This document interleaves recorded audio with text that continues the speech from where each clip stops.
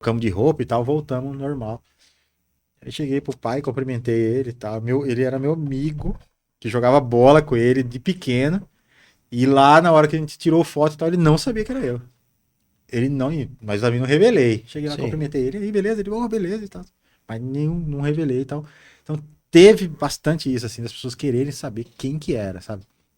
Foi realmente, assim, E isso é interessante, né? Ele, Não, no marketing, ele é um efeito, né, não sei como é que chama, um efeito surpresa, talvez, né? tinha um lance de mistério, um Mistério, lance né? de Que surpresa. atrai, né? É, Vende. vende. Mas também eu tive eu tive um caso de perder um cliente por conta da máscara. Que a pessoa que ia fechar falou assim pra mim: eu não consigo associar a minha marca a um rosto que não tem expressão. Foi essa a resposta que ele me deu na época. Hoje o Instagram fala isso pra nós, né? É. É curioso. Se você faz só postagem estática ali e não põe uma pessoa de fato, você não tem engajamento, né? É curioso O isso. engajamento. Isso que ele falou, hoje o Instagram Aham. trata como uma verdade, né? E aí foi um do. Eu já tinha, assim, uma certa vontade de abandonar a máscara por um motivo que era calor, né? Que era muito quente, extremamente quente. Comecei a ter algumas coisas no rosto, assim. A dermatologista na época falou assim: ó, isso aí é por excesso de calor. Se você parar de Usar máscara. usar a máscara, sua pele vai voltar ao normal. Mas enquanto você estiver usando, ele vai ficar aparecendo aí. Aí de vez em quando aparecia e tal, eu já tinha essa vontade. E ainda veio esse senhor aí, me deu esse tapa assim e tal. E aí foi que chegou o dia de tirar a máscara. E aí comecei a assustar muito mais. É. E é uma decisão difícil, porque você está falando de uma marca, né? Não é uma máscara, é uma É, marca que você é criou em uma cima de uma marca. máscara, né? É, Você corre um sério risco, talvez naquele momento, de até perder a publicidade que é, você tinha alcançado, né? é. O público que você tinha Eu alcançado, né? recebi algumas mensagens de pessoas que falavam assim: ah, não gostava mais de ser quando era da É, máscara. Mas, ainda mais nós que somos meio desprovidos, desprovido, né? Que a máscara a máscara ajuda, né? ajudava a dar uma disfarçada. Porque não adianta, você vai passar o pó que for. Aqui tá. Porque aqui tem o Bruno tem uma equipe aqui de De maquiagem, tem os maquiagem, é. maquiadores e tal. Ó, mas mesmo assim a lataria Já tá derreteu. judiada. É. Tem jeito. Hoje, eu vejo você, o Chomano, fazendo stand-up. Sim. Vocês já fizeram alguns stand-ups aqui, Aham. né? Como é que é esse mundo do humor hoje? Saindo um pouco dessa parte de influência, mas esse mundo do humor hoje. Lembrando, a gente está sempre falando de empreendedorismo, né? A gente tem muita gente boa, né, no estado. E aí esses caras têm que sair daqui, ir para É. Florianópolis, ir para São Paulo, para poder de alguma forma achar espaço.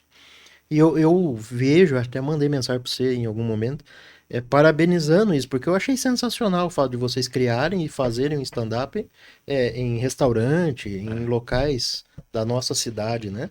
É. Tem que trazer gente de fora? Não precisa, nós temos gente boa aqui que faz o mesmo serviço. Quando a gente foi convidado para entrar para o mundo do stand-up, a realidade do comediante aqui, porque já tinha uns meninos que já faziam, né?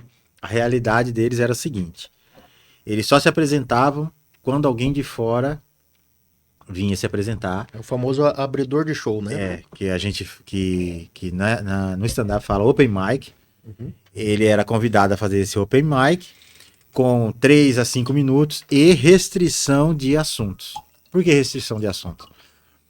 Porque O principal. o artista principal, ele faz uma pesquisa da cidade que ele vai, né? Ele pegava lá, falava, qual que é o bairro mais longe, por exemplo, né? Aí ele colocava lá. Qual Pega que no... é o assunto lá, VLT? Qual que é calor? Aí eles iam apresentar lá os 3 5 minutos deles, normalmente sem cachê, e tinha essa restrição. Falava, você não pode falar do VLT, você não pode falar do Preda 90, você não pode falar do Tijucal, você não pode falar do CPA.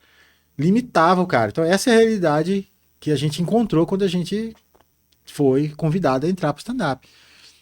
E aí na época, Schumann e eu, a gente sempre teve esse lance de fazer, de a gente mesmo criar nossos memes, a gente mesmo criar nossos vídeos. Então a gente sentiu essa, falou assim, cara, vamos fazer um rolê nosso, vamos fazer um negócio nosso acontecer. E aí a gente começou a fazer aí começamos a produzir esses stand-ups aqui em Cuiabá, em barbearia, para 15, 20 pessoas. Aí para bares, auditórios, até chegamos ali no Festival de Humor, que foi o ano passado, que foi somente com artistas locais, né? E falando assim, não tenho nada. Eu, como cuiabano, quero que os grandes shows, os grandes artistas venham para Cuiabá. Claro. Mas, pô, aqui a gente tem potencial, né? E tanto é que tem potencial que o stand-up hoje em Cuiabá é uma realidade. Hoje dei um tempo no stand-up por conta da produção de, um, de uma peça que a gente vai fazer agora em julho. Então meu tempo está dedicado a isso. Mas é uma realidade hoje, né? A gente já lotou o festival que a gente fez, foi 4 dias, todos os ingressos foram retirados e mais de 250 pessoas por dia. Sensacional. Então, assim, hoje é uma outra realidade o stand-up, cara. Mas quando a gente começou, era isso aí, cara. Era sem cachê.